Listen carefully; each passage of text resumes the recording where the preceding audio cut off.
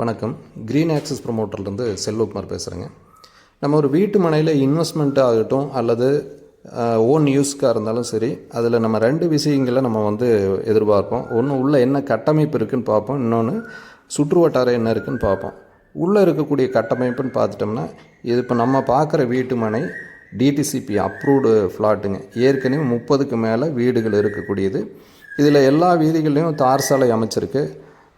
செப்பரேட்டாக over tank இருக்குது. அதிலிருந்து ஒவ்வொரு வீட்டு மனைக்கும் தனியாக பைப் கனெக்ஷன் போட்டிருக்கு. நல்ல தண்ணி பைப் பொறுத்தளவுக்கும் உங்களுக்கு உள்ள இந்த சைட்டுக்குள்ளே இருக்குது.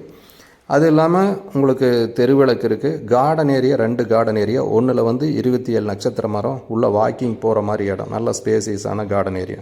சுற்று வட்டாரம்னு பார்த்தோம்னா ஒரு 200 மீட்டர் டிஸ்டன்ஸ்லேயே ஏகேஎன் ஸ்கூலுங்க.